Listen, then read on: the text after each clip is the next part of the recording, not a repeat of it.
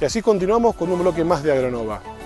En este caso visitando al ingeniero agrónomo Pablo Maraza, en donde nos ofrece una charla muy interesante en su laboratorio y nos cuenta realmente cuál es la situación de la calidad, de la fertilidad física y química de los suelos de Lincoln. Un tema que viene preocupando a lo largo de los años viene siendo cómo el productor o los productores manejan la fertilidad y cómo manejan los suelos.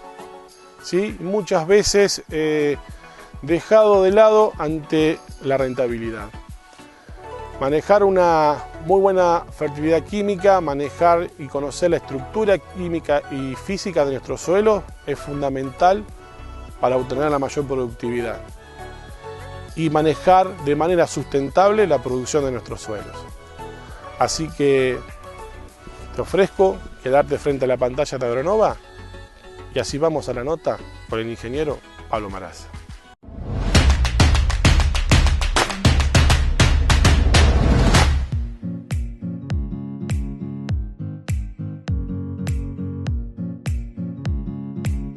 Ingeniero, cuéntenos un poco cómo se encuentra la situación de los suelos de Lincoln respecto a lo que es la fertilidad química y física de los lotes. Yo intentaría poner una mirada más integral y con muchos más grises. Hay una realidad hoy, en términos generales, los cultivos pampeanos extraen más nutrientes que los que se reponen. Entonces eso es una cuenta matemática, eso genera un déficit. Si yo me llevo 20 kilos de fósforo en una cosecha y repongo 10, a lo largo de los años el nivel de ese nutriente en el suelo va a ir bajando. Eso ocurre con muchos nutrientes. Lo que pasa es que el fósforo es el que más impacta porque es un nutriente que no es sobreabundante en nuestra zona. Por ejemplo, con respecto al potasio, hoy estamos teniendo extracciones altísimas de potasio, pero como los suelos pampeanos tienen muy altos niveles de potasio, todavía, salvo en algunas situaciones muy puntuales, no nos estamos dando cuenta. En el caso del fósforo sí, desde que nosotros empezamos a analizar suelos hace más de 20 años a hoy, hay una tendencia que, ahora lo voy a comentar, pero hay una tendencia general a disminución, a que baje el nivel de fósforo. Si bien esa tendencia en los últimos años no es tan grave porque hay un mayor nivel de fertilización. De alguna manera también el avance de la soja tiene vinculación con la pérdida de fósforo, porque la soja es un cultivo que con bajos niveles de fósforo o con niveles de fertilización muy pequeñas igual sostiene rendimiento. Entonces no es casualidad que uno de los motivos por los cuales avanza la soja es ese, que compensamos la pérdida de fertilidad con un cultivo que no tiene alta demanda en ese aspecto, y además la soja buena parte del nitrógeno se lo provee de la atmósfera. Distinto es cuando hacemos gramíneas, en donde la necesidad de nitrógeno y de fósforo y de nitrógeno es más alta. Ahora, hasta ahí, como planteo general, también podemos decir que vemos dos situaciones muy diferenciadas. Yo diría hoy que los campos, los productores que manejan campos propios o incluso campos con programas de arrendamiento de mediano o largo plazo, la situación es totalmente inversa. Tienen más fósforo hoy disponible que hace 10 años atrás. O sea, son empresas que tomaron una decisión estratégica de mejorar el nivel de fertilidad química de sus suelos y lo han logrado. Y hoy hay una buena superficie que tiene niveles de fósforo muy interesantes. Y esas empresas ya han estabilizado esos niveles. Eso les da también una mayor estabilidad de rinde a lo largo de los años y les permite, con niveles altos, si un año económicamente el margen del cultivo es más difícil, puede usar dosis más bajas porque mis suelos ya están bien provistos.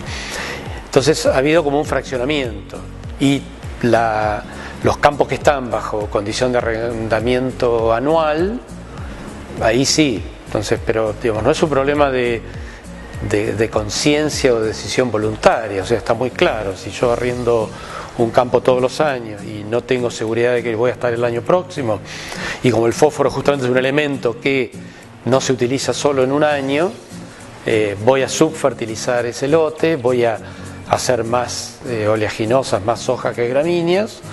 Entonces, a ver si puedo resumir. En términos generales hay menos fósforo. Ahora, la situación no es uniforme, de vuelta. Hay sectores de empresas que trabajan en campos propios que han elevado el nivel de fósforo y de manera sustancial, y lo que está bajo arrendamiento, no. Eso en cuanto al fósforo, que es digamos, un elemento de la fertilidad química. Después, y el principal. Después tenemos otros elementos. El azufre también es un elemento que hace 10 años no manifestaba deficiencias, y hoy, tanto por los niveles de extracción que hubo, más los cultivos tienen mayores rendimientos, por lo tanto, o sea, pensemos que hoy, un año agrícola de hoy equivale a 2 años agrícolas de hace 10 años, equivale a 3 años agrícolas de hace 30 años, por el nivel de extracción. Entonces, eso ha hecho de que el fósforo aparezca como nutriente que da respuesta a la fertilización, y hace 10 años no pasaba, y otros nutrientes van a ir siguiendo esa lista, el zinc, el potasio todavía le falta mucho. Pero hay otro aspecto que es tan importante o más que estos nutrientes, que es uno es el carbono, con un problema adicional, que es fósforo, potasio, nitrógeno, azufre, de última falta, y con billetera se arregla. Voy a mi proveedor y lo compro, y yo en un año puedo elevar el nivel de fósforo al nivel que yo quiera. Bueno, ahí después tenemos un tema ambiental, pero en términos de fósforo lo hago. El carbono no, el carbono no se compra en ningún lado. El carbono hay que hacerlo en el campo y lleva tiempo. Entonces ahí hay un aspecto que para mí es todavía mucho más serio que el del fósforo, porque nuevamente es un recurso que hay que generarlo en el propio campo y es lento. Y pasa exactamente lo mismo, o sea, los campos que están bajo producción de campo propio, de agricultura propia, o los campos que están bajo rotación por contrato de arrendamiento de mediano plazo, han estabilizado los niveles de carbono, básicamente por siembra directa y por rotación, donde participan en una parte importante las gramíneas, el trigo, el maíz y ahora los cultivos de cobertura. Entonces son cultivos que reponen carbono en el suelo, o por lo menos mantienen, y los campos que no están en rotación y hay una sobreexplotación con soja, pierden carbono. Los otros no podemos decir que ganan, pero por lo menos lo estabilizan, ¿no? Y ahí hay un tema, porque son correcciones de mediano plazo, ¿no? Y esto es, digamos, en general se habla del fósforo y porque es cierto, es lo que inmediatamente salta, pero creo que el carbono o el balance de carbono es todavía más importante y más delicado. Y el otro aspecto del que no se habla, que es la fertilidad física. O sea, estamos muy atentos a la fertilidad química, pero también hay problemas de fertilidad física y que tampoco se pueden comprar. Digamos, las soluciones no se compran en una bolsa y se llevan al lote. No son un problema de disponibilidad de recursos financieros, sino es un problema de rotaciones, de manejo, de cuidados. Y hoy los problemas de fertilidad física están siendo una limitante también importante en los niveles de producción. Ingeniero Maraza, cuéntanos un poco, para aquellas personas que no están relacionadas con el ambiente agropecuario, ¿qué es la fertilidad física de los lotes? Nosotros podemos pensar que el suelo, tal vez, a ver si la comparación es válida, el suelo es un paciente, es un individuo que como tal resulta de muchísimos procesos químicos, biológicos, afectado por el ambiente, por la temperatura, por las lluvias y por el uso que le da el hombre. Nuestro cuerpo también es digamos, un paciente complejo en donde cualquier proceso tiene vinculación con los otros. Uno va al médico y el médico a uno lo revisa desde el punto de vista físico. Se van a ver cómo están los huesos, las articulaciones, tu peso, eso es físico. Y además, si lo ve oportuno, hace un análisis químico, evalúa los parámetros químicos, cómo estás de glóbulos rojos, de sangre, de orina. El suelo podemos decir lo mismo. Si nosotros miramos el análisis de suelo solamente, bueno, cuánto tiene de fósforo, sería equivalente a que un médico nos evalúe, y creo que a nadie se le ocurriría verlo como lógico, que un médico evalúe un paciente solamente por el análisis de sangre y de orina. Seguramente se va a estar perdiendo una parte importante del buen diagnóstico, ¿no? Con el suelo estamos en ese aspecto conceptualmente todavía más atrasados y hay una concepción general de que un análisis químico habla de la calidad del suelo. Y un análisis químico nos dice la mitad o menos. Después está la parte física. Bueno, mi suelo, ¿qué perfil tiene? ¿Es un perfil profundo? ¿Es un perfil que tiene impedimentos? ¿A qué profundidad lo tiene? ¿A qué profundidad está la napa? ¿Qué impedimentos o qué posibilidades tiene para la exploración de raíces? ¿Cuál es la aireación? ¿Qué porcentaje de poros tiene? Donde esas raíces van a sentirse más, van a poder crecer con mayor facilidad o no. ¿Qué nivel de compactación? Que sería lo contrario. ¿Cuál es la textura? ¿Qué resiliencia? O sea, ¿qué capacidad tiene mi suelo de revertir procesos de compactación? Bueno, entonces hablo de la fertilidad física, es más difícil de medir, muchas veces requiere de la presencia, del análisis personal, o sea, de vuelta, un médico te toca, no sé, a mí te mira los ojos, te abre la boca, te golpea el codo, ¿no? Eso por ahora parecería que no hay otra manera de resolverlo. Con el suelo pasa lo mismo, el suelo hay que ir, hay que hacer un pozo, hay que mirarle cómo crecen las raíces, hay que probar qué dureza tiene y a partir de ahí se hace un diagnóstico de la fertilidad física. Pero es más compleja, es más difícil, requiere, digamos, la atención de un profesional y por lo tanto está bastante menos evaluada, pero yo entonces diría, en general la pregunta que aparece es ¿qué pasa con el fósforo? Y para mí, en orden de importancia, diría ¿qué pasa con el carbono? ¿Qué pasa con la fertilidad física? Y después entraría en el resto de los elementos. El tema climático es un tema también controvertido. Hay una realidad. Estas condiciones climáticas no son nuevas. O sea, los suelos son pergaminos que dejan registro de lo que pasó hace centenares o miles de años, ¿no? O sea, el suelo es un paciente que no habla, pero tiene testimonios. Entonces uno en base a eso y en base a, bueno, eso ya escapa a lo agronómico y geológico, uno sabe que esta condición de excesos de agua o condiciones de sequía no son novedosas y en épocas históricas no muy lejanas, 100, 150, 200 años ya ocurrieron.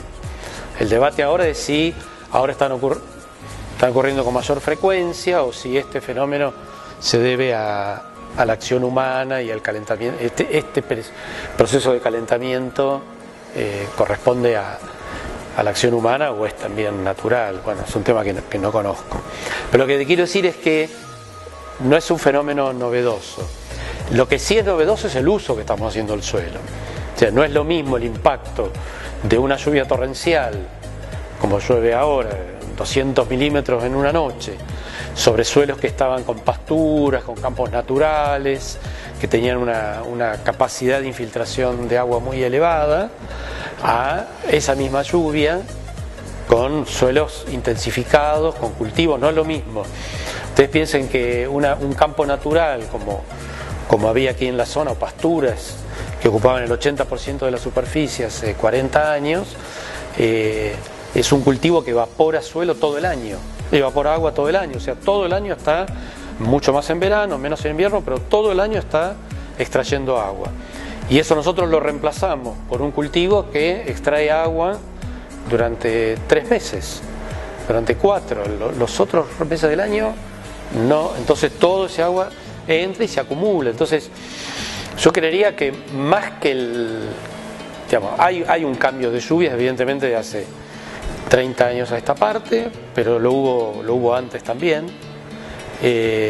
Lo que ha cambiado fuertemente es el uso del suelo. Entonces los suelos infiltran menos, evapotranspiran menos los cultivos, entonces hay más agua. Ahora, bueno, estamos entrando en un periodo de sequía, bueno, hay 1000 registros, desde que hay registros escritos de que la zona y la región tenía sequías y tenía inundaciones.